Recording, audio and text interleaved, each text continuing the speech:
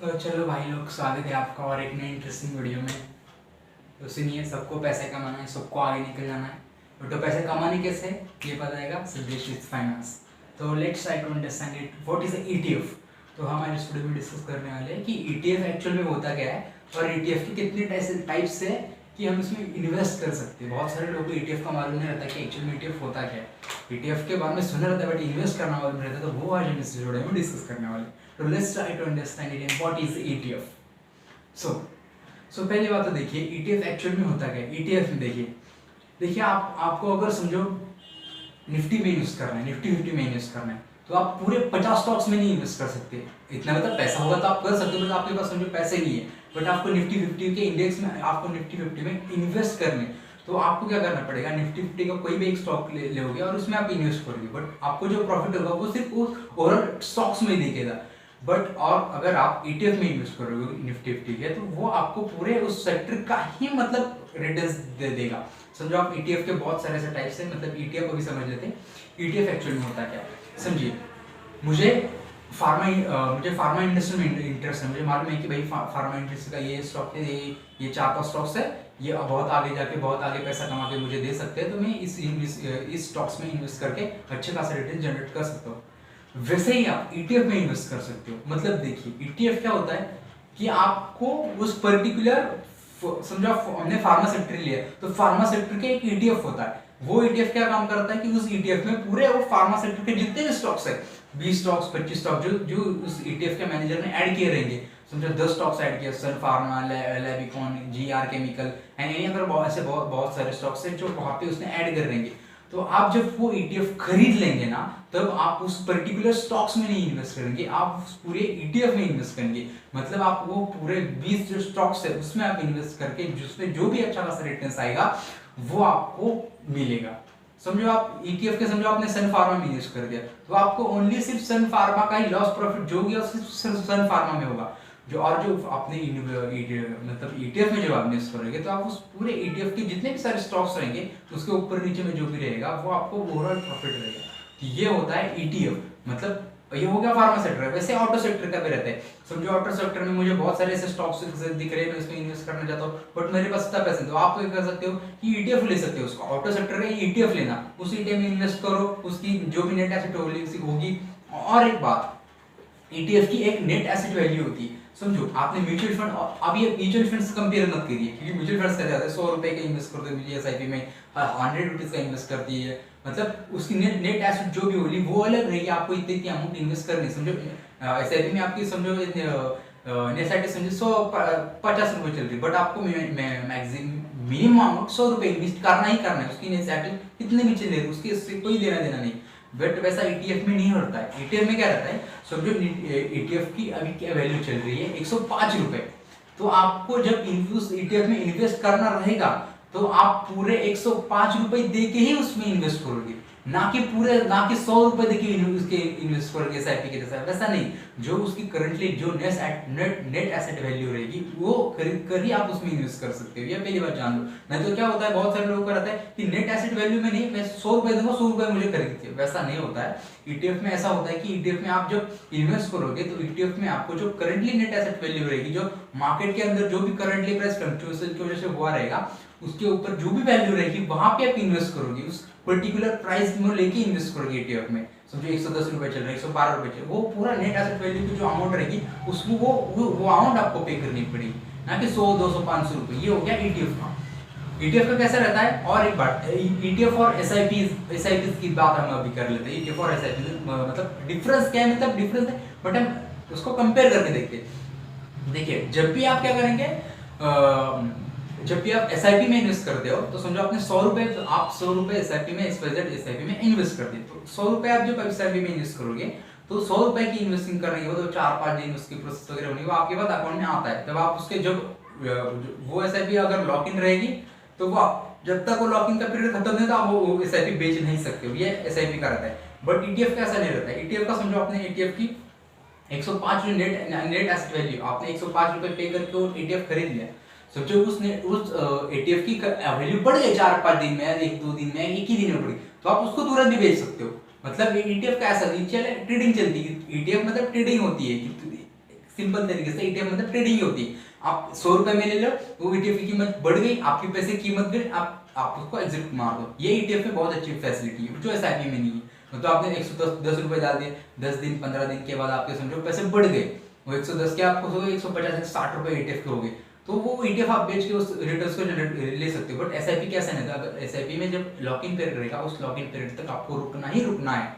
और सेकेंड बात, SIP में एग्जिट लोड ज्यादा रहता है, वैसे ही यहाँ पे एग्जिट लोड ज्यादा नहीं रहता है ऐसा ETF में, ये पहले ये बात जान लो। और एक थिंग क्या है कि SIP में जो ये है प्रॉफिट एक्सपेंस रेशियो, ये एक्सपेंस रेशियो वो SIP में ज्यादा रहता है, वही यहाँ पे कम रहता है।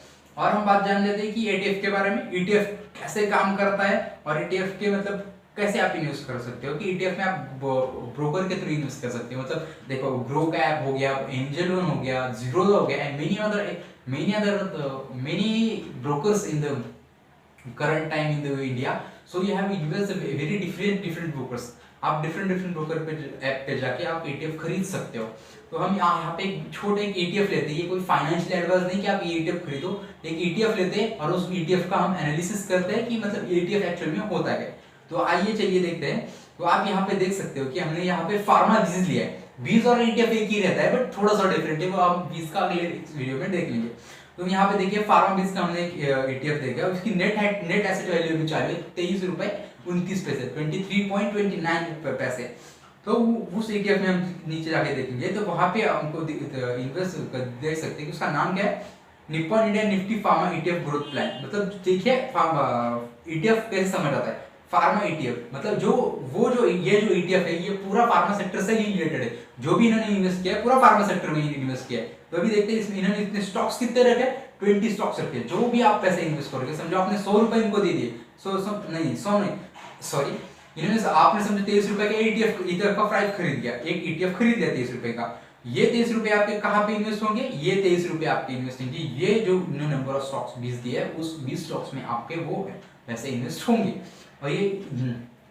और एक बात कि ETF की वैल्यू कैसी है, ETF कितने साल से, जितना ETF लॉन्ग टर्म का रहेगा उतना अच्छा रहेगा। अभी ETF चालू है 2021 में, तो ये हिमांशु मांगे कुछ है वो मैनेज करे इस ETF को। और इसके आगे नीचे हम देखते हैं कि इन्होंने जो भी नीचे जो 20 स्टॉक्स दी है जिसमें वो लोग इन्वेस्ट करते हैं, तो वो हम इसमें देखते हैं कि देखिए यहाँ पे देखो कौन से और वेटेज भी देख लीजिए कि आप 23 रुपए दे रहे थे, उस 23 रुपए में कितने पैसे कितने स्टॉक्स में जा रहे और कितने इसमें आ रहे हैं।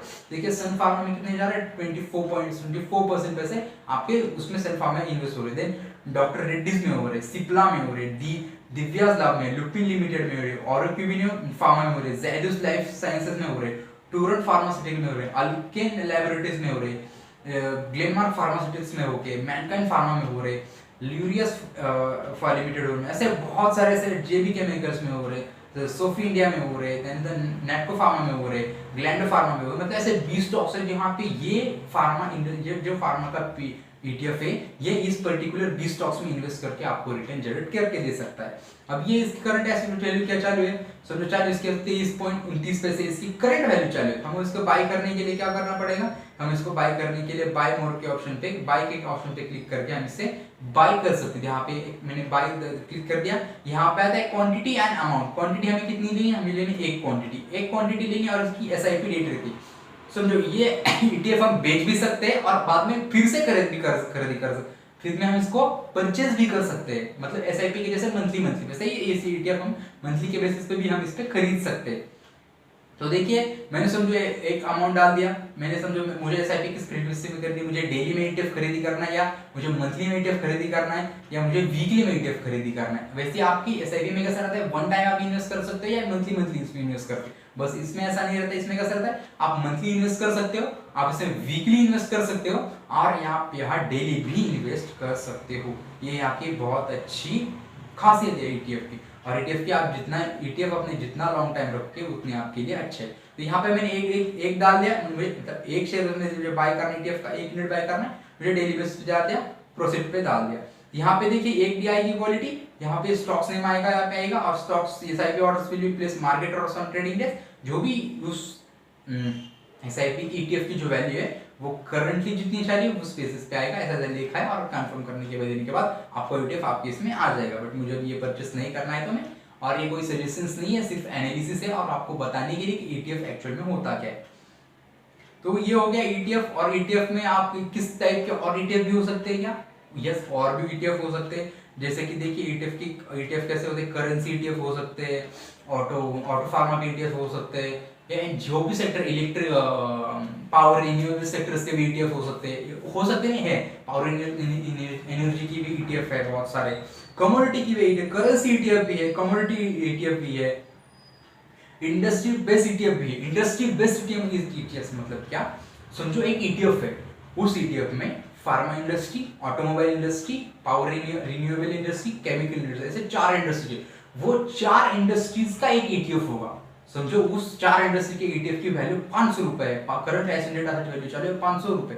तो वो 500 रुपए जब आप इन्वेस्ट करोगे तो वो 500 रुपए उस करंटली जो 4 सेक्टर है वो 4 सेक्टर में इन्वेस्ट करेंगे, और वो 4 सेक्टर जहाँ पे भी उसका उस सेक्टर का जितना भी करेक्ट सेक्टर वो आपको मिलेगा, प्रॉफिट और लॉस वो अनदर नेक्स्ट वो अदर पार्टी, बट आप इसमें ऐसे इन्वेस्ट कर सकते हो इंडस्ट्री बेस्ड ETF में। उससे स्टॉक्स इन्वेस्टिंग क्या होता है, वही फार्मा ETF रहता है, ऑटोमोबाइल ETF रहता है, नहीं बहुत सारे ऐसे ETF रहते हैं। और एक बहुत आपको समझ आएगा कि ETF एक्चुअली में वर्क कैसे करते हैं और ETF होता क्या है। तो आई होप वीडियो आपको अच्छी लगी हो तो लाइक जरूर करना, और चैनल पे नहीं हो तो सब्सक्राइब करना मत भूलना। ऐसे मिलते हैं कि ऐसे नए इंटरेस्टिंग वीडियो के साथ, तब तक के लिए जय हिंद, जय भारत।